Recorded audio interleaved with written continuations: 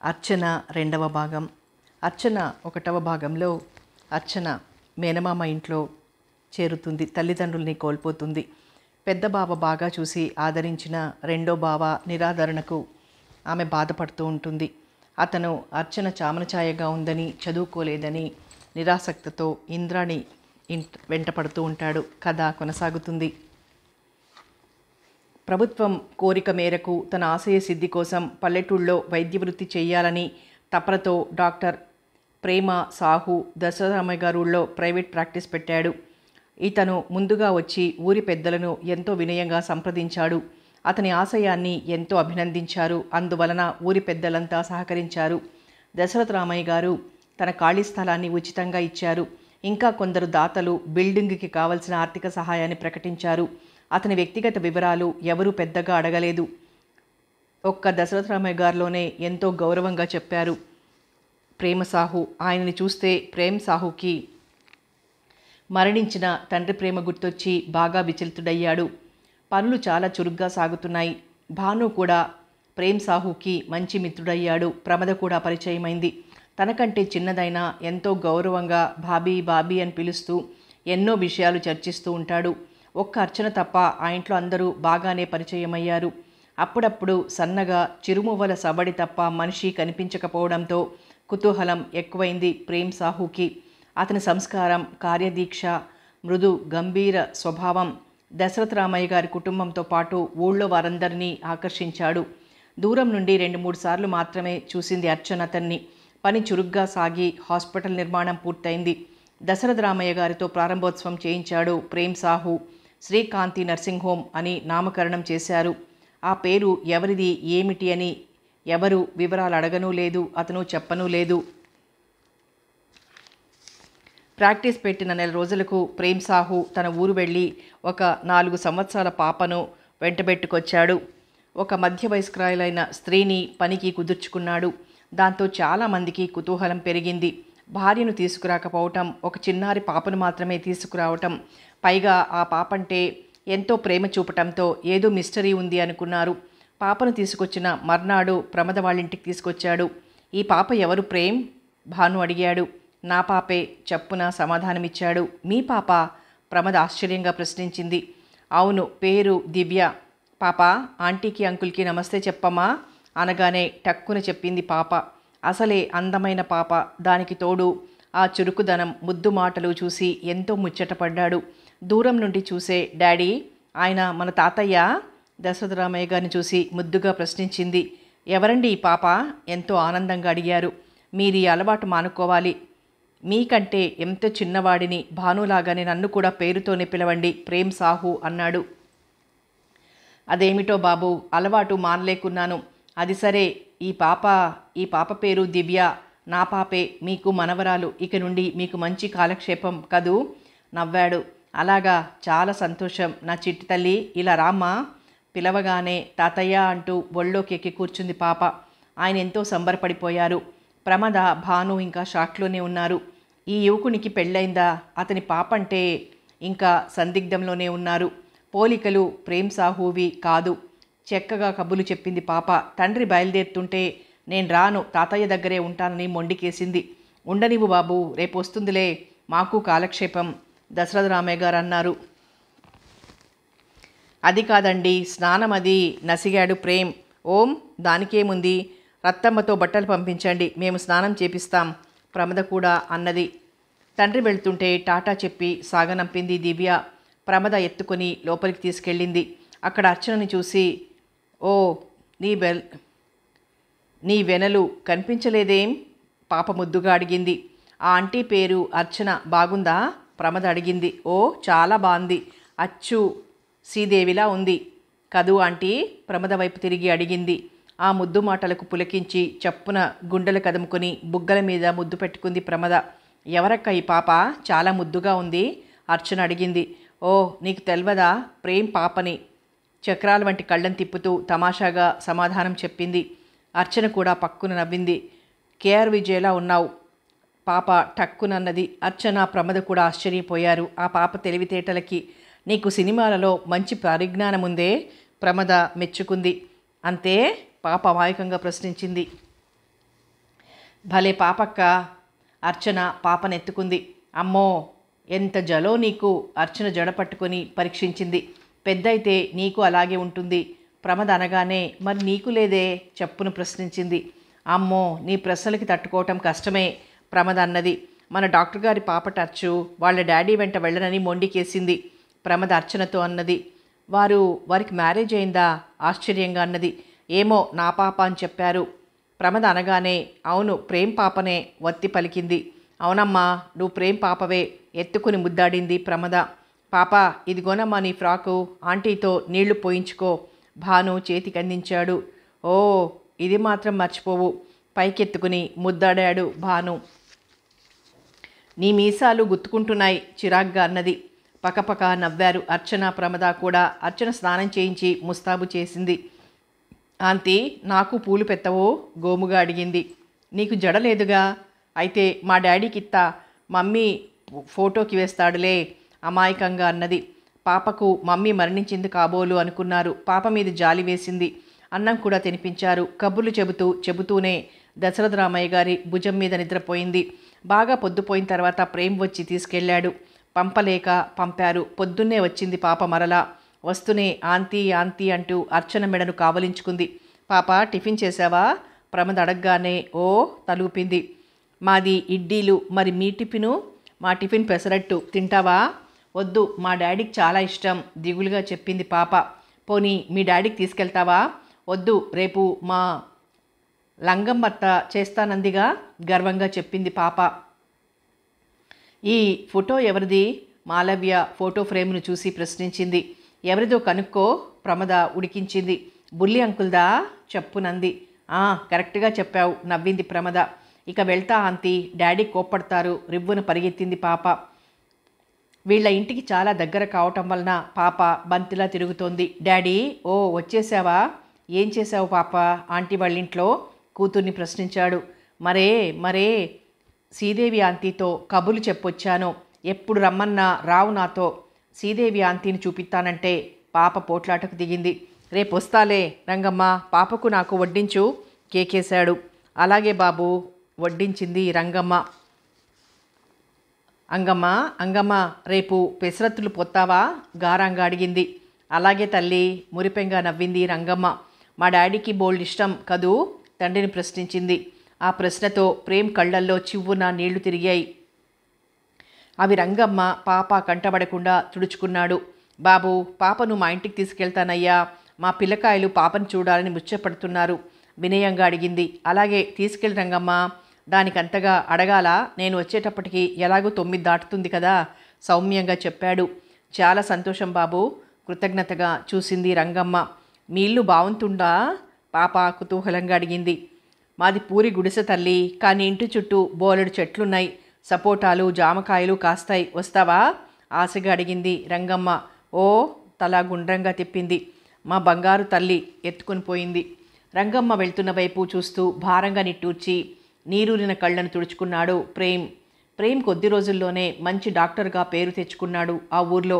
పాప తన ముద్దు మాటలతో అందరినీ ఆకర్షించింది. చాలామంది కన్నెపిల్లల దృష్టిలో ప్రేమ్ అందం గుబులు రేపింది. కానీ పాప ప్రశ్నగా నిలిచిపోయింది. ఒకరోజు పాపను తీసుకెళ్ళటానికి ప్రేమ్ వచ్చాడు. పాప అర్చన ఒళ్ళో కూర్చుని కబురు చెప్తూ ఉంది. బాగా వెన్నెల ఆరుబయట మంచం మీద కూర్చుని ఉంది. భాను ప్రమద లోపల భోంచేస్తున్నారు. దశరథ రామయ్య గారు ఎక్కడికో వెళ్ళారు. బయట పాప అర్చనే ఉన్నారు. పాప అనగానే డాడీ అంటూ ఒక్క పరుగు తీసింది తండ్రి దగ్గరకు. వెళ్తే ఇక బాగుండదని బిడియంగా నుంచుంది. మా దివ్య చెప్తుంటే ఏమో అనుకున్నాను, కానీ ఇంత కరెక్ట్ అని అనుకోలేదు మొదటిసారిగా మాట్లాడుతూ అన్నాడు. ఏమని చెప్తుంది సన్నగా అడిగింది అర్చన. మీరచ్చం శ్రీదేవిలా ఉంటారని, రోజుకి ఒక్కసారైనా చెప్తుంది, చూపిస్తాను రమ్మంటూ రోజు నా ప్రాణాలు తీస్తుంది. కానీ అనుకోకుండా ఈరోజు మీరే ప్రత్యక్షమైనారు. ఎప్పుడు చిరుమువ్వల సవ్వడి తప్ప దర్శన భాగ్యం ఎన్నడూ కలగలేదు. అది ఈరోజు తీరింది నవ్వుతూ అన్నాడు ప్రేమ్. అతని గొంతులో ఏమి మహత్యముందో కానీ వింటూ అలాగే నిలుచుండిపోయింది. పరాయి పురుషుడి ముందు అంతసేపు ఎన్నడూ నిల్చోలేదు అర్చన. ఆ తర్వాత చాలాసేపు ఆశ్చర్యపోయింది. మీ పాప చాలా తెలివిగలదండి ప్రశంసించింది. మిమ్మల్ని తన అల్లరితో బాగా ఇబ్బంది పెడుతోందా? మర్యాదగా ప్రశ్నించాడు. మాకు మంచి కాలక్షేపం, నవ్వింది అర్చన. మీ నవ్వు చాలా అందంగా ఉంటుంది కామెంట్ చేశాడు.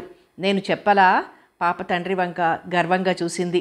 సిగ్గుతో కళ్ళు దించుకుంది అర్చన.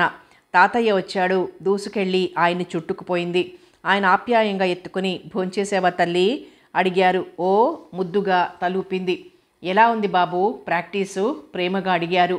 పర్వాలేదండి ఎంతో వినయంగా చెప్పాడు. మరీ అంత జాలి కూడా చూపకూడదు బాబు, కాస్త వెనకేసుకోవటం నేర్చుకోవాలి సలహాగా చెప్పారు. నాకు పాపకు సరిపోక చేస్తాయా? తేలిగ్గా కొట్టి పారేశాడు. పాపకు కావద్దు ఏమ్మా పాప? దశరథరామయ్య అడగ్గానే కావాలి టక్కుని చెప్పింది. అందరూ నవ్వారు. ఉండు డాడీ, బానంకుల్కి ముద్దిచ్చి వస్తా రివ్వును దూసుకుపోయింది వంటగదిలోకి. చెప్పున భార్యాభర్తలిద్దరికీ బుగ్గల మీద ముద్దు పెట్టి టాటా చెప్పి వచ్చింది. మరి ఈ ఆంటీకి తాతయ్యకు కూడా చెప్పు తండ్రి హెచ్చరించగానే ఆ పని కూడా ముగించుకొని తండ్రి వెంట నడిచింది. ఆ రాత్రి ప్రేమ్కి నిద్ర పట్టలేదు. పదే పదే అర్చన రూపం, ముగ్ధత్వం గుర్తొచ్చి కలత చెందాడు. ఏ రోజు పరస్త్రీ గురించి ఆలోచించని తనేనా ఆ కన్య గురించి ఇంతగా ఆలోచించేది? గత జ్ఞాపకాలు ఇంతగా రొద చేస్తున్నాయంటే పూర్తి కారణం అర్చనే. పేరు ఎంత చక్కటిది! ఆ అమ్మాయిలో ఏదో ప్రత్యేకత తనను ఊపి ఊపి వదులుతున్నది. తన నిర్ణయం ఈ అమ్మాయి వలన సడలదు కదా అని తెల్లవార్లు ఆలోచించాడు. 4 రోజులు ఎంతో నిగ్రహించుకున్నాడు. కానీ 5వ రోజు తననిక కంట్రోల్ చేసుకోలేక పాపం తీసుకుని తనే వచ్చాడు. ఒక విధంగా అర్చన కోసమనే చెప్పాలి అతని రాక. ప్రమద, అర్చన, భాను, మాలవ్య కూర్చొని పేకాట ఆడుతున్నారు. ఆదివారం కావటంతో భాను కూడా ఇంటి దగ్గరే ఉన్నాడు. ఓ రండి ఆహ్వానించారు. నువ్వే కదూ బుల్లింకుల్వి? పాప అప్పుడే గుర్తుపట్టి మాలవ్యను ప్రశ్నించింది. పాప తెలివితేటలకు, జ్ఞాపక శక్తికి మిగతా ముగ్గురు చాలా ఆశ్చర్యపోయారు. పాపను చూస్తే మాలవ్యకు కూడా చాలా ముద్దొచ్చింది. అవును, నీ పేరేమిటి అడిగాడు. పాప బుద్ధిగా చెప్పింది. అందరూ నవ్వారు. మీ బ్రదర్ కదూ? భానువైపు చూస్తూ అడిగాడు డాక్టర్ ప్రేమ్. అవునండి. ఒరే మాల, వీరే డాక్టర్ ప్రేమ్ సాహు, వారి పాప. మా తమ్ముడు మాలవ్య బీకామ్ చదువుతున్నాడు. విజయవాడలో సెలవులకు వచ్చాడు. పరస్పరం ఒకరిని మరొకరికి పరిచయం చేశాడు భాను. మీ పాప చాలా ముద్దుగా ఉంది డాక్టర్, మాలవ్య మెచ్చుకున్నాడు. డాడీ డాడీ, ఈ బుల్లి అంకుల్ కమల్ హాసన్ లాగా లేడు? తండ్రి చెవిలో గుసగుసగా చెప్పింది. ఏమిటి మీ చెవిలో రహస్యంగా చెప్తోంది? ప్రమద అడిగింది. ఏం లేదు, మాలవ్య కమల్ హాసన్లా లేరు అని తన సందేహం నవ్వి చెప్పాడు ప్రేమ్. అందరూ బిగ్గరగా నవ్వారు. కానీ అర్చన నవ్వు మాత్రం అతని గుండెల్లో కోటి వీణలు మీటినట్టనిపించింది. కన్నార్పకుండా ఒక్క క్షణం చూశాడు. తరువాత సభ్యత కాదని ఊరుకున్నాడు. కాసేపు కబుర్లలో పడ్డారు. కానీ అర్చన మాత్రం పెదవి కదపలేదు. చివరిగా మాత్రం పాపను ఉంచి వెళ్ళండి డాక్టర్, నోరు విప్పింది అర్చన. పాపను ఉంచి వెళ్ళవలసిందే, మాలవ్య కూడా గట్టిగా కోరాడు. ఇంతమంది మంచి హృదయాలను సొంతం చేసుకున్న పాప చాలా అదృష్టవంతురాలు. ఇది ఏ జన్మ అనుబంధమో. గద్గద స్వరంతో అని ఒక్క క్షణం కూడా ఆలస్యం చేయకుండా గబగబా బయటికి పరిగెత్తినట్లుగా వెళ్ళిపోయాడు. అందరూ అతని బొంగురు కంఠానికి విచలితులయ్యారు. ఆ తర్వాత కూడా పాపతో చాలాసేపు కబురు చెప్పించుకుని విన్నారు. అర్చన దగ్గరే నిద్రపోయింది పాప. ఆ రాత్రి అర్చన కూడా డాక్టర్ ప్రేమ్ గురించి మొదటిసారిగా ఆలోచించింది. అతను ఎందుకంత విచలితుడయ్యాడో, పాప తల్లి ఏమైందో. పాపం, అతను చాలా బాధపడుతున్నాడు. ఇంకెవరూ లేరేమో, తనలాంటిదేనేమో పాప. మరి పాపకు తండ్రున్నాడుగా, పర్వాలేదు, తనకంటే అదృష్టవంతురాలే. సంస్కారం మూర్తి భవించిన ఒక ఆదర్శమూర్తి అయిన తండ్రి పాపకున్నాడు. పాపకే లోటు లేదు. ఇలా ఆలోచిస్తూ ఎప్పటికో కానీ నిద్రపోలేకపోయింది. మాలవ్యకు ఇంత క్రితం బోర్ అనిపించేది, కానీ ఈసారి మాత్రం పాపతో చక్కటి కాలక్షేపం. మరలా కాలేజీకి వెళ్తూ పాపను వదల్లేక వెళ్ళాడు మాలవ్య. బావ ఈ లోకంలో అందరినీ ప్రేమిస్తాడు, నన్ను తప్ప, బాధపడింది Archana. Malavya BCom second year, Indrani medicine 2వ సంవత్సరంలోకి వచ్చారు. 1-2 సార్లు ఇంద్రాణి ఎవరో కుర్రాళ్లతో కనిపించింది. బహుశా వాళ్ళ క్లాస్మేట్స్ కాబోలు. కలిసి చదువుకునేటప్పుడు పరిచయాలు కాకుండా ఎలా ఉంటాయిలే అని సరిపెట్టుకున్నాడు మాలవ్య. మాలవ్య కొత్తగా డ్రింక్ చేయటమే కాక ఇంద్రాణితో కూడా కలిసి డ్రింక్ చేయటం మొదలైంది. అది నవనాగరికత అని మురిసిపోయాడు. ఇంద్రాణి చేతి నిండా డబ్బు, తండ్రి గారాబం, దానికి తోడు వేడి వయస్సు, అన్నీ జతకూడి ఇద్దరు విచ్చలవిడిగా శరీర సుఖాలను కూడా పంచుకునేదాకా వచ్చారు. మాలవ్య పూర్తిగా ఇంద్రాణి మైకంలో కొట్టుకుపోతున్నాడు. ఆమె ఆడింది ఆట పాడింది పాటగా చేస్తున్నాడు మాలవ్య. ఆమె యవ్వనానికి బాగా మోహితుడయ్యాడు. అదే ప్రేమ అని భావించుకుంటున్నాడు. ఆ మైకంలో ఎవ్వరూ గుర్తు రావటం లేదు. ఇద్దరిని పబ్లిక్గా విమర్శిస్తున్నా ఏ ఒక్కరూ కేర్ చేయకుండా తాము కావాలనుకున్న స్వర్గంలో మునిగి తేలుతున్నారు. ఆ పిచ్చితో సెకండ్ ఇయర్ సెలవుల్లో కూడా ఇంటికి రాకపోవటంతో ప్రమద ఫైనల్ ఇయర్లో ప్రవేశించాక దసరా సెలవులకు తీసుకురమ్మని భర్తను పంపించింది. మొక్కుబడిగా అన్న వెంట వచ్చాడు. మనిషిలో ఏదో మార్పు వచ్చింది అనుకున్నది కానీ ముద్దుల మరిది గోపాలకృష్ణుడంతటి వాడయ్యాడని మాత్రం అర్థం చేసుకోలేకపోయింది ప్రమద. అర్చన చీరలు కూడా కడుతున్నది అప్పుడప్పుడు. అది ఆడదాని వ్యామోహానికి బాగా బానిసైన మాలవ్యకు ఇంటి దగ్గర నరకంగా ఉంది. ఏమీ తోచినప్పుడు డాక్టర్తో పాపతో కాలక్షేపం చేస్తున్నాడు. దొడ్లో విరజాజులు మాల కడుతున్నది అర్చన. కడుతూ కడుతూ ఎందుకో తలెత్తి చూసింది. తన వంకే కన్నార్పకుండా మాలవ్య చూడటం గమనించి తత్తరపడింది. మాలవ్య అలా తపనగా చూడటంలోని ముఖ్య కారణం ఏమిటి కాస్త పక్కకు తొలగిన తన పయ్యదేనని తెలుసుకుని కంగారుగా లేచి తన గదిలోకి పోయింది. బావ ఏమిటి అలా చూస్తున్నాడు? ఎన్నడూ అలా చూడలేదే. బహుశా బావ కూడా మారుతున్నాడేమో. తనంటే ప్రేమే, కాకపోతే తనని ఏడిపించాలని అలా అంటాడేమో అమాయకంగా అనుకున్నది అర్చన. ఆ మరునాడు అర్చన పుట్టినరోజు. ప్రమద మంచి చీర ప్రజెంట్ చేసింది. పెద్దబావ పెన్ కొనిచ్చాడు. మేనమామ బంగారు గాజులు చేయించాడు. మాలవ్యకు సడన్గా అప్పుడు గుర్తొచ్చి మంచి హ్యాండ్ బ్యాగ్ కొని ప్రజెంట్ చేశాడు. ఇది నాకెందుకు బావా? నేనెక్కడికి వెళ్తున్నాను? నీ మొహం ఎప్పుడూ ఇలాగే వంటింటి కుందేల్లా ఉంటావా? చిన్నగా మందలించాడు మాలవ్య. అలా అన్నా ఏమీ బాధ అనిపించలేదు అర్చనకు. అభిమానంతో చిన్నగా మందలించాడు. నా బావేగా అని మురిసిపోయింది. కొత్త చీరలో తలంటుకున్న బారెడు జడతో, కళ్ళ నిండా కాటుకతో, తలలో మల్లెలతో లక్ష్మీదేవిలా ఉంది అర్చన. అర్చన ఇంత అందగత్త? లోలోన చాలా ఆశ్చర్యపోయాడు మాలవ్య. పాప వెళ్ళి చెప్పటంతో ప్రేమ్ పాపను వెంటబెట్టుకొని ప్రజెంటేషన్తో వచ్చాడు. అందమైన తాజ్మహల్ బొమ్మను అర్చన పుట్టినరోజు కానుకగా ఇచ్చాడు. ఓ, నువ్వే వచ్చావా బాబు? మా అర్చన పుట్టినరోజని నీకెలా తెలిసింది?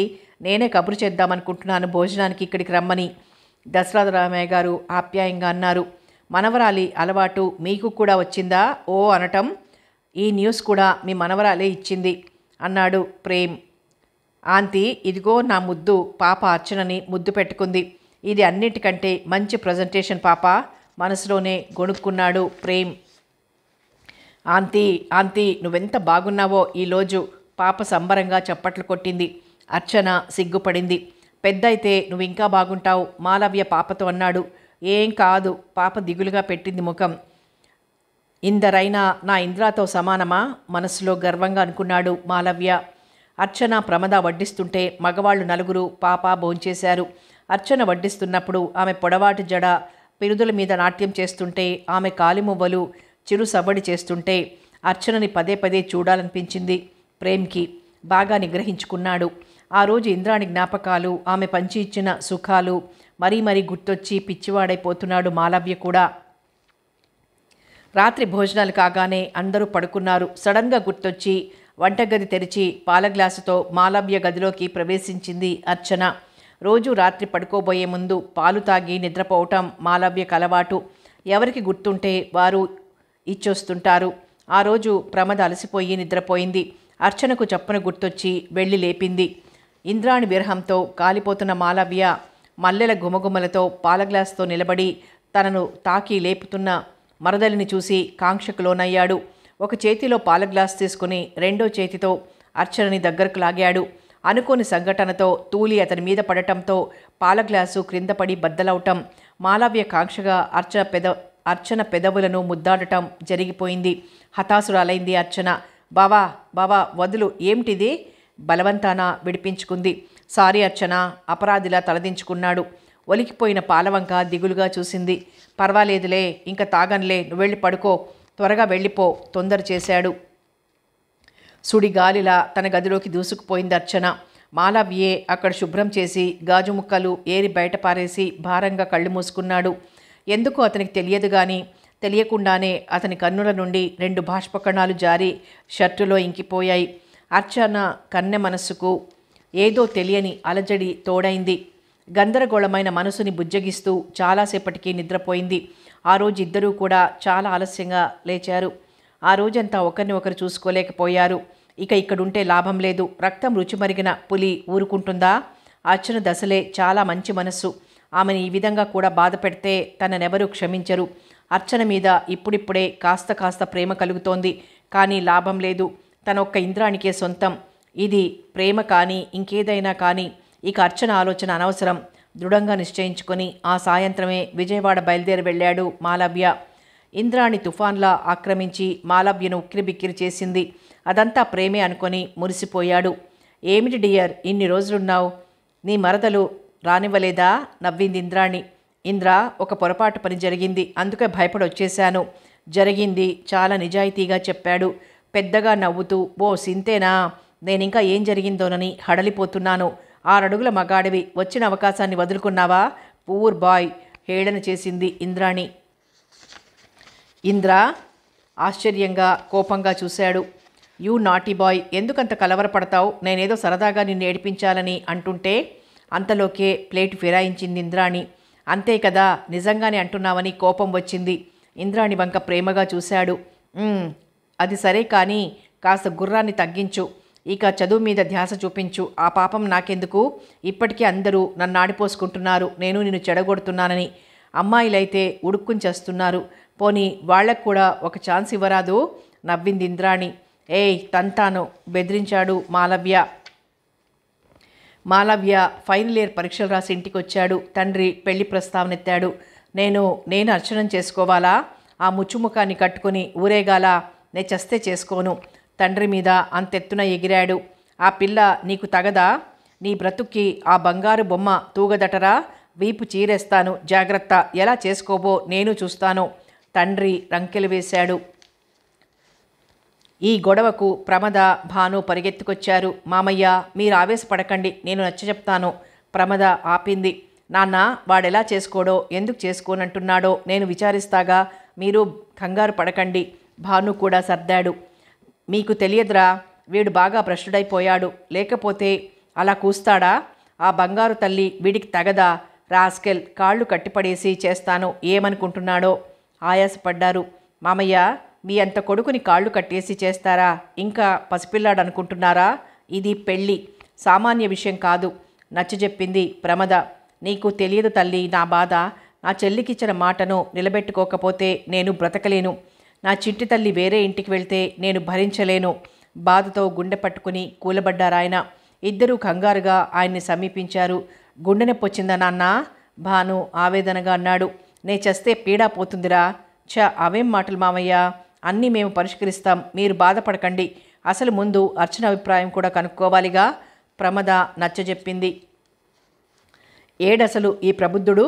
మాలవ్య మీద బాగా కోపం వచ్చి చుట్టూ పరికించి చూసింది. అక్కడుంటేగా ఎప్పుడూ బయటికి జారుకున్నాడు మాలవ్య. ఈ మాటలన్నీ నా తల్లి విన్నదో ఏమో, ముందది ఎలా తల్లడిల్లిపోతుందో చూడండర్రా, తండ్రి హెచ్చరించగానే భాను, ప్రమద కంగారుగా పెరట్లోకొచ్చారు. దబీమని చప్పుడు వినిపించటంతో గుండెలు జారిపోతూ పరికించి చూశారు. అప్పటికే అర్చన బావిలో దూకటం కూడా జరిగిపోయింది. భాను వెర్రికేక వేస్తూ పక్కింటి వారిని పిలుచుకొచ్చాడు. ఒకతను ధైర్యంగా దూకి చాలా కష్టపడి అర్చనను రక్షించగలిగాడు. ప్రమద గాబరాగా చూస్తోంది. మేనమామ చిన్న పిల్లాడిలా ఏడుస్తున్నాడు. భాను కంగారుగా భుజాల మీద ఎత్తుకుని డాక్టర్ ప్రేమ్ దగ్గరికి పరిగెత్తాడు. ఆ దృశ్యం చూసి ప్రేమ్ ఖిన్నుడయ్యాడు. పాపకేమీ అర్థం కాక గుక్కపట్టి ఏడవసాగింది. బాబూ, నాయన, నా తల్లిని బ్రతికించు తండ్రి, నీ కాళ్ళు పట్టుకుంటా. చాలా ఉద్రేకపడిపోయాడు భాను తండ్రి గారు. పాపను ప్రమద ఎత్తుకుంది. ధైర్యం కూడగట్టుకొని ఎన్నడూ కూడా భగవంతుణ్ణి స్మరించని ప్రేమ్ ఆ రోజున భగవంతుణ్ణి మనసులోనే స్మరించుకుంటూ అర్చనకు ప్రథమ చికిత్సలన్నీ చేశాడు. ఈ అమ్మాయికి ఏమి కష్టం వచ్చింది? ఎందుకింత ఘోరానికి తలపడింది? అమ్మో, ఈ అమ్మాయికి ఏమైనా అయితే తను భరించగలడా? ఇలా ఆలోచిస్తూనే అర్చనని కాపాడాడు. కాస్త స్పృహ రాగానే కన్నులు భారంగా తెరిచింది అర్చన. ఎదురుగా భీతితో అందరూ నిలబడి ఉండటం చూసి అరచేతుల్లో ముఖం దాచుకుని బావురుమంది. ఎందుకు తల్లి అలా బాధపడతావు? అలాంటి కొడుకుని కన్నందుకు నేను ఏడవాలి తల్లి, నీకేం లోటమ్మా? రాజకుమారుడు లాంటి భర్త వస్తాడు, ఆ సన్నాసే దుమ్ము కొట్టుకుపోతాడు. నువ్విలా చేస్తే నేనేమైపోవాలి? నీకేదైనా జరిగితే నేను బ్రతికేవాణ్ణి కాదు తల్లి. నన్ను అన్యాయం చేస్తావా? చెప్పమ్మా. మేనకోడల్ని పట్టుకుని దుఃఖించారు దశరథ రామయ్య గారు. మావయ్య మావయ్య అర్చన ఆర్తనాదం చేసింది. ఎప్పుడు ఇలాంటి పాడు పని చెయ్యనని మీ అమ్మ మీద ప్రమాణం చేయి తల్లి, ఒట్టు వేయించుకున్నారు అర్చనతో. పూర్తిగా అర్థం కాకపోయినా కాస్త అవగతమైంది డాక్టర్ ప్రేమ్కి. కానీ తరచి ఎవరిని ఏమీ అడగలేదు. ప్రమద కూడా అర్చనను చూసి బాధపడింది. అర్చు, ఇక ఆ విషయం గురించి ఆలోచించకు అంది. పెద్ద బావ భాను కూడా లాలనగా చెప్పాడు. పాప అయితే అర్చనని వదిలిపెట్టడం లేదు. పాప ముద్దు మాటలతో, ప్రమద ఆప్యాయత అనురాగాలతో కాస్త కోలుకోగలిగింది. తోటకూర మొక్కలకు నీళ్లు పోస్తున్న మేనమామ దగ్గరగా నిలబడి మామయ్య చిన్నగా పిలిచింది. ఏమిటి తల్లి ఆప్యాయంగా అడిగారాయన. ఏం లేదు, ఈ రోజు నుండి చిన్నబావ కనిపించడం లేదు. ఎక్కడున్నాడో మీరైనా పిలుచుకురండి. వాడి గొడవ నీకెందుకు తల్లి, దుక్కలా ఎక్కడో తిరుగుతుంటాడు. కొడుకు మీద కోపం ఇంకా ఆయనలో చల్లారలేదు. అర్చనకి ఏదైనా అయితే కొడుకుని వెతికి కొట్టేవాడే. అంత ప్రాణం అర్చనంటే. ఆ కృతజ్ఞతే అర్చనని అలా అడిగేలా చేసింది. అది కాదు మామయ్య, ఇష్టం లేకుండా చేసుకుని ఎవ్వరూ సుఖపడలేరు. బావను బలవంతం చేయటం, అతన్ని బాధ పెట్టడం నాకు అసలు ఇష్టం లేదు. బావ మనస్ఫూర్తిగా ఇష్టపడితేనే చేసుకుంటాను. లేకపోతే మీ ఉద్దేశాన్ని మార్చుకోక తప్పదు. ఈ విషయంలో తప్ప మరే విషయంలోనూ మీ ఇష్టానికి వ్యతిరేకంగా ప్రవర్తించను. నన్ను నమ్మి మాలవ్య బావను తీసుకురండి మామయ్య గంభీరంగా పలికింది అర్చన. అర్చు, నా తల్లి ఎంత ఎదిగిపోయావమ్మా. సరేలే, వాడి కర్మేదో వాడే అనుభవిస్తాడు. కొడుకుని శాపనార్థాలు పెట్టారు. తప్పు మామయ్య, ఈ ఒక్క కారణానికే బావనలా శాపనార్థాలు పెట్టకండి. పెద్దవారు, కన్న తండ్రి, మీరలా శపించకూడదు. బావ సుఖంగా ఉండాలనే మనమంతా కోరుకోవాలి. అయినా ఇందులో బావ తప్పేమీ కనిపించటం లేదు. పిచ్చిగా ఆశలు పెంచుకోవటం నా వివేకమే జలుబు గొంతుకతో అన్నది. తనకంటే ఎంతో ఎత్తుకు ఎదిగిన అర్చనను చూసి ఆయన విభ్రాంతి చెందాడు. అలాగే తల్లి, అలాగే. మేనగోడలి శిరస్సు ప్రేమగా నిమిరారు. వెనక్కి తిరిగి చూసి ఇద్దరూ ఆశ్చర్యపోయారు. పాపతో నిలబడి ఉన్నాడు ప్రేమ్. మీరా కంగారుగా పోబోయింది. ఉండమ్మా, పాప వాళ్ళ నాన్నగారేగా, కూర్చోబాబు. స్టూల్ జరిపారు దశరథరామయ్య గారు. ఇంక అర్చన కూర్చోక తప్పలేదు. పాప అప్పుడే అర్చన ఒడిలోకి ఎక్కింది. అతని సంభాషణంతా విన్నాడో ఏమో గిల్టీగా, ఇబ్బందిగా ఫీల్ అయింది అర్చన. ఇంతలో ఎవరో పిలవటంతో ఆయన బయటికెళ్లారు. ఇద్దరూ మాట్లాడుతూ ఉండండి, ఇప్పుడే వస్తాను. కూర్చో ప్రేమ్, నేను వచ్చేదాకా అమ్మాయి ఒక్కతే ఉంది చెప్పిపోయారు. అలాంటి మంచి అవకాశాన్ని కలగజేసినందుకు ఆయనకు మనసులోనే కృతజ్ఞతలు చెప్పుకున్నాడు డాక్టర్ ప్రేమ్. ఇద్దరూ మౌనంగా కూర్చున్నారు. ఇద్దరికీ ఆ వాతావరణం ఇబ్బందిగానే ఉంది. భాబీ లేరా, ఏదో ఒకటి మాట్లాడాలని అడిగాడు ప్రేమ్. అక్కను పుట్టింటి వారు తీసుకెళ్లారు. తల్లి కాబోతోంది అక్క, సంతోషంగా చెప్పింది అర్చన. అలాగా, చాలా సంతోషం. రానివ్వండి, పార్టీ ఇచ్చేదాకా వదులుతానేమో. భార్యాభర్తలిద్దరూ చెప్పనే లేదు హాస్యంగా అన్నాడు. నవ్వి ఊరుకుంది అర్చన. మాట్లాడితే ముత్యాలు రాలుతాయా? కాస్త దెప్పాడు ప్రేమ్. ఏం మాట్లాడను, మీకు మాటలే రావా? ఎంకరేజ్ చేశాడు ప్రేమ్. పాప ముచ్చట్లు చెప్తూ కూర్చుంది. ప్రేమ్ ఆశించింది అది కాదు, కానీ వినక తప్పింది కాదు. ఇక వెళ్తానండి, పేషెంట్స్ వస్తారు. మీ మామయ్య వస్తారులే, చాలాసేపు అయిందిగా వెళ్ళి. నీరసంగా కదిలాడు. ప్రేమ్ 2 అడుగులు వేయగానే, డాక్టర్, మీకు చాలా రుణపడి ఉన్నాను. ప్రాణదానం చేశారు. మామయ్య వైపుగా ఆలోచిస్తేనేమో పుణ్యమే చేశారు. డాక్టర్గా మీ ధర్మాన్ని నిర్వర్తించారు, కాదనను. కానీ నా దృష్ట్యా ఆలోచిస్తేనేమో నన్ను బ్రతికించి నాకు నరకాన్నే ప్రసాదించారు. ప్రేమ్ మాట్లాడలేదు. ఇంతవరకు కనీసం కృతజ్ఞతలు కూడా తెలియజేయనందుకు నన్ను చాలా అసహించుకుంటున్నారు కదూ? బాధగా అన్నది అర్చన. ఆమెకు దగ్గరగా వచ్చి ఆమె ముఖంలోకి సూటిగా చూస్తూ, మీది చాలా పొరపాటు అభిప్రాయం. మీరసలు ఇలా ఎందుకు ఆలోచిస్తున్నారు? మీరు మీ మామయ్య వైపు ఆలోచించినా, మీ వైపు ఆలోచించినా నేను చేసింది రైటు. 100కి 100 పాళ్ళు మీ పని తప్పు. చావు ఏ సమస్యకు పరిష్కారం కాదు, కాకూడదు కూడా. మీకంటే దురదృష్టవంతులు, మీకంటే జీవితంలో ఘోరంగా దెబ్బతిన్న వాళ్ళు ఈ లోకంలో కోకొల్లలు. మీరింత పిరికివారని నేను అనుకోలేదు. ఇలా అయితే నేను ఈ పాటికి రోజుకొక్కసారైనా ఆత్మహత్య చేసుకోవాల్సి ఉంటుంది. ఈ లోకంలో కోకొల్లలున్నారని అన్నానే, అలాంటి వారి జాబితాలోకే చేరతాడు మీ ముందుండి మీతో మాట్లాడుతున్న ఈ నిర్భాగ్యుడు కూడా, ఆవేశంగా అన్నాడు. డాక్టర్, కీచుగొంతుకతో పిలిచింది. పాపకి ఏమీ అర్థం కాక బిత్తర చూపులు చూస్తున్నది. ఇక లాభం లేదనుకుని, ఇక వస్తా. డాక్టర్గా నా ధర్మాన్ని నేను నిర్వర్తించినా అంతకంటే మిన్నగా మీ శ్రేయోభిలాషిగా మీ స్నేహాన్ని అభిలషించే ఒక మిత్రుడిగా నేనా పని చేశాను. మీరు నాకు చెప్పవలసింది కృతజ్ఞతలు కాదు, అది నేనెన్నడూ ఆశించను. నేను కోరుకునేది మీరు గుర్తించవలసింది మరో విషయం. మీరది గుర్తిస్తే నాకంతే చాలు. చరచర పాపతో బయటికి దూసుకుపోయాడు. అర్చనకంతా అయోమయంగా ఉంది. అలాగే రాయిలా నిలబడిపోయింది. అతని మాటలు కొన్ని అర్థమై కొన్ని అర్థం కాకుండా తికమక పెట్టాయి. మేనమామ పిలుపుతో వాస్తవంలోకొచ్చింది.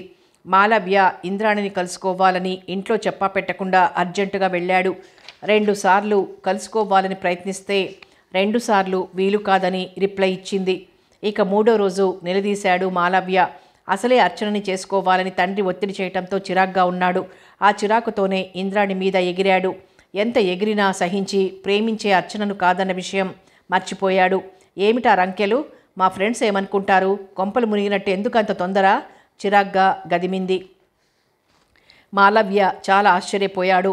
నీకేం, సరదాగానే ఉన్నావు. నాకు కొంపలు మునిగినట్టే ఉంది అవతల. మా నాన్న ముంగిపిల్లని చేసుకోమని నానా రభసా చేస్తున్నాడు. ఇక అక్కడే ఉంటే నా మెడలోంచి చేసేటట్టున్నాడు. అందుకే పారిపోయి వచ్చాను. పిరికి పందలా పారిపోయి వచ్చావా? హాయిగా పెళ్లి చేస్తానంటే ఇలా వస్తారా ఎవరైనా? వ్యంగ్యం ధ్వనించింది మాలవ్యకు. ఇంద్ర, హాస్యానికి ఇది సమయం కాదు. మన పెళ్లి వీలైనంత త్వరలో జరిగిపోవాలి. బాగా ఆలోచించు, కాస్త కఠినంగా అన్నాడు. ఇంద్రాణి ముఖంలో రంగులు మారాయి. ప్లీజ్ ఇంద్ర, నీ చదువు అయిపోలేదనా నీ సంకోచం? పర్వాలేదు, నువ్వు చదువుకోవచ్చు. నీకెప్పుడు నా సహకారం ఉంటుంది. నేను ఈలోగా ఎంకాం పూర్తి చేస్తా. అంతేకాని వివాహానికి నో అని మాత్రం అనకు బ్రతిమలాడాడు. పెద్దగా తెరలుగా నవ్వింది. ఎక్కడైనా ఆడపిల్ల మగవాడిని ప్రాధేయపడుతుంది, కానీ నువ్వు పూర్తి విరుద్ధంగా ప్రవర్తిస్తున్నావు. నీలాంటి మగాడిని నేనెన్నడూ లైక్ చేయను. ఇంద్రాణి రోషంతో బుసలు కొట్టాడు మాలవ్య. ఉష్, ఏమిటా పాంబుసలు? నా మీద ఏదో అధికారం ఉన్నట్టు, నేనేదో తాళి కట్టిన భార్యనైనట్టు. కాస్త హద్దుల్లో ఉంటే ఉభయులకి శ్రేయస్కరం పొగరుగా అన్నది. ఇంద్రాణి, నీకేమైనా పిచ్చెక్కలేదు కదా? హాస్యం చేస్తున్నావు కదూ? కాస్త తగ్గి అన్నాడు. హాస్యం కానే కాదు మై డియర్ ఫూల్. మనిద్దరికీ మ్యారేజా? ఓ మై గాడ్, నాకు విరగబడి నవ్వాలనిపిస్తోంది. నీకు నాకు పెళ్ళా? నిన్ను చేసుకోవాల్సిన కర్మ నాకేం పట్టింది? ఆఫ్టర్ ఆల్ ఒక డిగ్రీ హోల్డర్వి. నిన్ను చేసుకునే రాత నాకు లేదు. ఆమె డాక్టర్. మా బావ ఫారిన్లో ఉన్నాడు. మా ఇద్దరికి మ్యారేజ్ ఏనాడో ఫిక్స్ అయింది. మెడిసిన్ కంప్లీట్ కాగానే నేను వెళ్ళిపోతాను. అంతేకాని మీ ఊరు వచ్చి పేడ పిసుక్కోవాల్సిన అగత్యం నాకు లేదు. ఇది నువ్వు తెలుసుకుంటే చాలా మంచిది, నిదానంగా అన్నది. మాలవ్య కోపంతో ఉడికిపోయాడు. రాక్షసి, ఇలాంటి దానివి నన్నెందుకు కవ్వించినట్టు? నాతో శారీరక సుఖాలు ఎలా పంచుకున్నావు? గర్జించాడు. నేనేమీ నిన్ను కవ్వించలేదు. నువ్వే నా అందం చూసి వెంటబడ్డావు. సరే, నీలాగే నాకు ఎలాగూ అందం మీద మోజుంది. నువ్వు హ్యాండ్సమ్గా కనిపించావు, అంతే. నా కోరిక తీర్చుకున్నాను, నీ కోరిక నెరవేర్చాను. ఏదో జస్ట్ ఎంజాయ్ చేశాం, అంతేకాని ఏనాడైనా పెళ్ళి పిల్లలు కావాలని నీతో చర్చించానా? ఇచ్చి పుచ్చుకున్నాం. ఇక అంతవరకే మన బంధం.